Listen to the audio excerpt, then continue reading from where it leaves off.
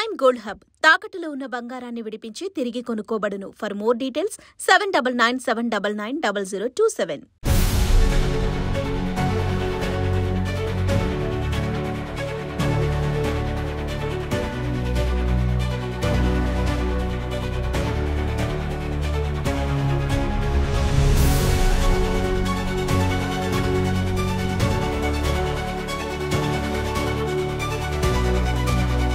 Hi viewers, welcome to Aadhan మరొకడం. నేను Prasad. కొమ్మినేనికి bail వచ్చిన ఇంతవరకు ఎందుకు బయటికి రాలేదు? విషయం ఏంటి అంటే, Kommineni Srinivasarao senior most journalist, సుమారుగా 50 సంవత్సరాల అనుభవం. సరే, ఆయన ఏం చేశాడు ఏంటి అంటే అది ప్రత్యేకంగా చెప్పుకోనక్కర్లేదు. అయితే ఆయన మాట్లాడలేదు, కామెంట్ చేయలేదు, ఆయన అసలు ఎక్కడ ఏమని చేయలేదు కదా అది అని చెప్పేసి అంటారు. అఫ్కోర్స్ ఆయన ఖండించలేదు అనే దాని గురించే కదా ఇప్పుడు ఇదంతా రచ్చ. సరే, ఏదేమైనా ఆయన అరెస్టుని సుప్రీంకోర్టు తప్పుపడతాం కావచ్చు, పత్రికా స్వేచ్ఛను హరించడం అని చెప్పేసి కామెంట్ చేయడం కావచ్చు, ఎట్టకేలకు ఆయన ముందు ఇమీడియట్గా బెయిల్ ఇచ్చేసి పంపించేయండి అని చెప్పేసి సుప్రీంకోర్టే చెప్పింది. అయితే ఆ షరతుల కింద లోకల్ కోర్టులు ఉంటాయి కదా, వాళ్ళు చూసుకుంటారు అని చెప్పేసి అంత బాగుంది, రైట్. అయితే ఇక్కడ కీలకమైన అంశం, ఎప్పుడు శుక్రవారం సాయంత్రం ఈ తీర్పుకు సంబంధించిన అంశం బయటకు వచ్చింది. మరి వైసీపీ లీగల్ సెల్ ఏం చేస్తుంది? అక్కడ వాదనలు వినిపించింది ఎవరు? వైసీపీ టీమేగా. సరే, సాక్షి మీడియాలో అతను జర్నలిస్ట్ కాబట్టి వాళ్ళు భుజాన్ని వేసుకున్నారు, దానికి సంబంధించి వాదనలు వినిపించారు. ఇప్పుడు దాన్నే రాజకీయంగా వాడుకోవాలనుకున్నారు. సరే, పదే ఇదిగో ప్రభుత్వం పైన మాట్లాడుతున్నారు. సరే, తప్పేం కాదు, అవకాశం వచ్చింది కాబట్టి వాళ్ళు బ్రహ్మాండంగా ఉపయోగించుకుంటున్నారు. కానీ మరి కొమ్మినేనిని అరెస్ట్ చేయడం అన్యాయం అని చెప్పేసి ఇప్పుడు వీళ్ళు ఎంతైతే రద్దు చేశారో మరి అదే విధంగా తీసుకురావాలిగా బయటికి. ఇప్పుడు ఆయన బయటికి తీసుకురావాలి కదా, విశ్వ ప్రయత్నాలు చేస్తాం. మరి ఎందుకు బయటికి తీసుకురాలా? శుక్రవారం సాయంత్రం బెయిల్ ఇస్తే ఇప్పటి వరకు బయటకు ఎందుకు తీసుకురాలా? మధ్యలో శనివారం, సరే ఆదివారం సెలవు తీసేయండి, శనివారం, మరి శనివారం ఎందుకు బయటకు తీసుకురాలా? మరలా ఇవాళ సోమవారం వరకు వెయిట్ చేశారు. ఇక్కడ మొదటి వర్షం తీసుకుందాం. వైసీపీ లీగల్ సెల్ ఏం చేస్తుంది?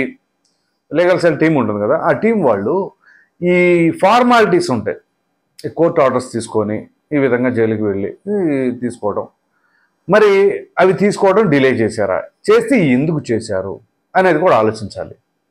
లేదు, అసలు నిజంగానే ఇది ప్రాసెస్ మొత్తానికి కూడా సమయం పడుతుంది అని చెప్పేసి అంటారా? అంత పిచ్చోళ్ళు ఎవరు లేరు.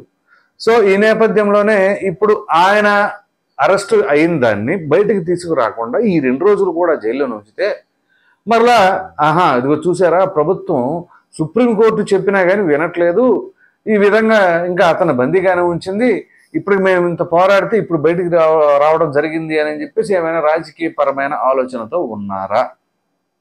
సో ఇక్కడ 2 రకాల వర్షన్స్ ఉంటాయి. అదేంటి అంటే వైసీపీ కావాలనే తాసారం చేయటం. మరి కావాలని తాసారం చేస్తే ఏంటి వాళ్ళకి ఉపయోగం అని చెప్పేసి అనుకుంటే రాజకీయపరమైన లబ్ధి. ప్రతిదీ రాజకీయ కోణమే కదా. మరి లేకపోతే శుక్రవారం సాయంత్రం ఫార్మాలిటీస్ కంప్లీట్ చేసి తీసుకురావాల్సింది ఇంతవరకు ఎందుకు తీసుకురాలా?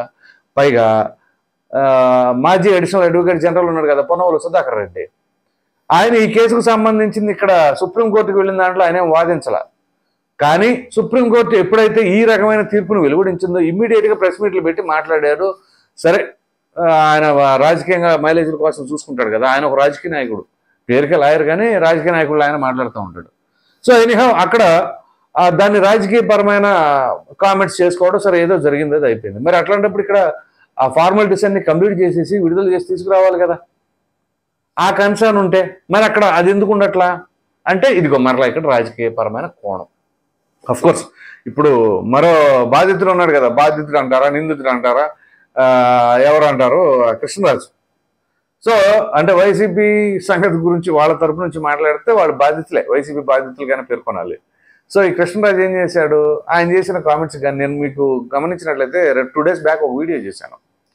ఆయనకి సంబంధించిన అడ్వకేట్ని ఎవరిని పెడతారో చూద్దాం, వైసీపీ ఏమైనా బ్యాక్ ఎండ్ నుంచి సపోర్ట్ చేస్తుందా ఏంటి అని.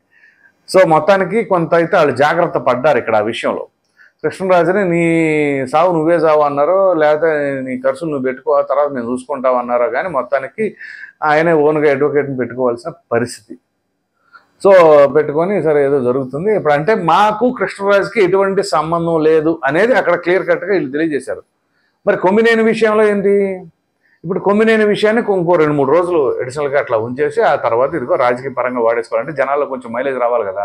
కొమ్మినేని విడుదలైపోయారంటే అమ్మాయి అనుకుంటారు అది శుక్రవారం సాయంత్రం రిలీజ్ అయినా లేదా శనివారం మార్నింగ్ విడుదలైపోయినా ఈ పాటికి ఆ విషయాన్ని మర్చిపోయేవాళ్ళు. అది మర్చిపోకూడదు కదా. కాబట్టి 2 days డ్రాగ్ ఆన్ చేసుకొని మండే వరకు ఉండి, ఇప్పుడు మామూలుగా ఫ్రైడే అలా సాటర్డే ఆ ఫార్మాలిటీస్ కంప్లీట్ చేయాలి, సండే హాలిడే, కాబట్టి మండే ఇవాళ ఏమైనా కంప్లీట్ చేస్తారా లేకపోతే ఇవాళ కూడా డిలే చేసేసి రేపు దాకా వెళ్తారా? సో ఇప్పుడు లీగల్ సెల్ టీం ఉంటుంది, ప్రతి పార్టీకి ఉంటుంది. ఆ లీగల్ టీం యాక్టివ్గా ఉండాలిగా. లేదు సరే ఏ టీం అయినా సరే ఆ పార్టీ చేతిలో ఉంటుంది కాబట్టి పార్టీ వాళ్ళు ఆగండి, కొంచెం ఆగండి, ఇబ్బంది ఏం లేదు అనే ఉద్దేశంతో ఉండరా? ఇది ఆలోచించాలి. సో చూడండి, అది యాదృశ్చికంగా జరిగిందా లేకపోతే ప్లాన్ ప్రకారం జరిగిందా, ఏ విధంగా జరిగిందో తెలియదు. మొత్తానికి అక్కడ పెద్ద తప్పు అయితే జరిగింది ఆ ఘటనతో. మరి దాన్ని కంటిన్యూ చేసుకోవాలి అని అనుకుంటే ఎవరికి వాళ్ళు దాన్ని మైలేజ్ పెంచుకోవాలి అని రాజకీయ పరంగా వాడుకుంటున్నారు అంటే దీనిని బట్టి ఏమైనా మాట్లాడుకోవాలి మనం. సో అటు కృష్ణరాజు ఎపిసోడ్ కావచ్చు, ఈ కొమ్మినేని ఎపిసోడ్ కావచ్చు, కొమ్మినేనిని ఇమీడియట్గా అరెస్ట్ చేశారు, కృష్ణరాజు మాత్రం అబ్స్కాండ్ అయిపోయాడు. కృష్ణరాజును కూడా పట్టుకోలేనంత స్థితిలో మన పోలీసులు ఉన్నారా? ఏది ఇమీడియట్గా అరెస్ట్ చేయలేనంత అంటే ఇంటెలిజెన్స్ వ్యవస్థ ఏం చేస్తూ ఉంది? లేకపోతే ఇక్కడ కూడా రాజకీయపరమైన కోణం ఉన్నదా? కొంచెం నిదానంగా అరెస్ట్ చేద్దామని. So at the same time ఇప్పుడు వాళ్ళు నిదానంగా అరెస్ట్ చేద్దాం అనుకుంటే వీళ్ళు కూడా సరే నిదానంగానే విడుదల చేసుకుందాంలే, వాళ్ళకే ఉంటాయి ఏంటి ప్లాన్లు, మనకు కూడా ఉండవా అనే తరహాలో వైసీపీ కూడా ఆలోచిస్తుందా? సో దీనివల్ల ప్రజలకి ఏం లాభం? ప్రజలకి ఏమి లాభం లేదు. వాళ్ళ మీద వీళ్ళ మీద వాళ్ళు ఎత్తుగడ వేసుకొని ఎవరికి వాళ్ళు ఈ విధమైన పరిస్థితుల్లో ఉన్నారు. సో కాబట్టి ఇక్కడ ప్రజలు గమనించండి, లేదా పార్టీని అనుసరిస్తున్న కార్యకర్తలు గమనించండి. పార్టీలు కార్యకర్తలు వీటితో మీకు పని లేదు, పరిపాలన మీద మాత్రమే చూడండి. మనకెందుకు పార్టీలు? మన జీవితం మనకున్న పరిస్థితుల్లో మనకున్న కష్టాలే వాటిని అధిగమించుకోవడానికే సరిపోవట్లా. సో ఇటువంటి తరుణంలో మనం పార్టీ జెండాలు భుజాన మోసుకొని లేనిపోయిన తలనొప్పులు తీసుకొచ్చుకొని ఊళ్ళో గొడవలు పడి ఆ మంచితనాన్ని పోగొట్టుకొని ఇవన్నీ అవసరమా? శత్రువులను పెంచుకోవడం. సో ప్రశాంతంగా మనం చేసుకునే పని మనకు తప్పదు, మన కుటుంబాన్ని మనమే పోషించుకోవాలి. కాబట్టి మనకి రాజకీయ రంగులు పులుముకోకుండా ఎన్నికల సమయం వచ్చినప్పుడు మాత్రం వెళ్ళండి, ఓటేయండి, రండి, అంతవరకు. జెండాలు భుజాన్ని వేసుకొని తిరిగితే దానివల్ల ఉపయోగం ఉండదు పొరపాటును కూడా. పైగా శత్రువులు పెంచుకున్నట్టు ఉంటుంది, ఉన్న బంధుత్వాలను కూడా తెంచుకున్నట్టు ఉంటుంది. ఇట్లాంటివన్నీ కూడా మహా తలనొప్పి. సో అచ్చంగా రాజకీయాన్ని నమ్ముకొని జీవితాలను గడిపే వాళ్ళు ఉంటారు చూసారా, వాళ్ళకి తప్పదు, వాళ్ళు రాజకీయాల్లోనే కలిసి ఉంటారు. కానీ సామాన్య ప్రజలకి అటు ఇటు కాని జీవితాలు గడిపే వాళ్ళకి సంపాదన సరిగ్గా లేకుండా వాళ్ళకి మాత్రం రాజకీయాల్లో పెట్టుకుంటే కొంచెం ఇబ్బందులు కలుగుతాయి. సో ఇప్పుడు కృష్ణరాజు చూసారా, ఆయనకి ఎందుకు? ఏదో సీనియర్ మోస్ట్ జర్నలిస్టు. సరే కొమ్మినేని అంటారా, ఆయన ఉద్యోగం చేసుకుంటున్నాడు. Krishnaraju journalist, senior journalist, just ఒక గెస్ట్గా వచ్చాడు. గెస్ట్గా వచ్చినప్పుడు గెస్ట్గానే మాట్లాడాలి, అంతేగాని జెండాను భుజాన్ని వేసుకొని చెప్పారనుకోండి ఇది ఎలాగుంటుంది. కాబట్టి ఇట్లాంటి అన్నిటికీ కూడా దూరంగా ఉండి మీరు మీ కుటుంబ సభ్యుల గురించి వాళ్ళ గురించి మాత్రమే ఆలోచించుకోండి. కానీ ఈ పార్టీలు జెండాలు అది ఇది అని అనుకుంటే ఇదిగో ఇలాగే ఉంటుంది. ఇప్పుడు ఆ కొమ్మినేని పరిస్థితి 70 ఏళ్ల వయసు, ఆయనకి ఎందుకు? ఇప్పుడు సరే చేయొచ్చు, నిష్పక్షపాత ధోరణిలో ఆయన కూడా ఒక యాంకర్గా ఉన్న సమయంలో అలా కాదండి, అలా మాట్లాడకూడదని ఇమీడియట్గా ఖండిస్తే ఒక్క మాటతో అయిపోయేది. ఆ మాట ఖండించకపోగా ఆయన ఎగిలి నవ్వులు నవ్వారు అక్కడ. దానివల్ల ఇవాళ ఇంత దూరం వచ్చిందనమాట. కాబట్టి ఇప్పుడు చూడండి, ఆ పార్టీ లేదు ఈ పార్టీ లేదు, ఎవరికి వాళ్ళు ఇప్పుడు ఆయన ఇప్పుడు దాకా బయటికి తీసుకురాకుండా ఉంచారు. మరి ఇంట్లో కుటుంబ సభ్యులు ఏమనుకుంటారు? అలా ఉంటుంది అనమాట. అదేమిటి అంటే మేము లాయర్ని పెట్టాంగా వాదించాంగా అని చెప్తారు. సో ఎనీహౌ కొమ్మినేనిని ఇక్కడ రాజకీయ పరంగా కూడా వాడేసుకోవాలి అన్నట్టుగానే ఈ పర్సెప్షన్లో వాళ్ళు ఉన్నారేమో అని కొంతమంది అభిప్రాయపడుతున్నారు. మరి చూద్దాం, ఇవాళ కన్నా విడుదల చేస్తారా లేకపోతే ఇంకా ఉంచి మైలేజ్ పెంచుకుందామని చూస్తారు. ఈ వీడియో కనుక మీకు నచ్చినట్టు లైక్ చేయండి, షేర్ చేయండి. అదేవిధంగా కొమ్మినేనికి బెయిల్ వచ్చినా కానీ విడుదల ఎందుకు కాలేదు, ఇంకా జైల్లోనే ఎందుకు ఉన్నాడో అయితే అఫ్కోర్స్ ఈ వీడియో అయిపోయిన తర్వాత లేకపోతే ఈ వీడియో రిలీజ్ అయిన గంటకో ఎప్పుడుకో మరి ఆయన రిలీజ్ అయినా ఆశ్చర్యపడిన అవసరం లేదు. సరే దానిపైన మీ అభిప్రాయం కామెంట్ సెక్షన్లో తప్పకుండా తెలియచేయండి. Thank you.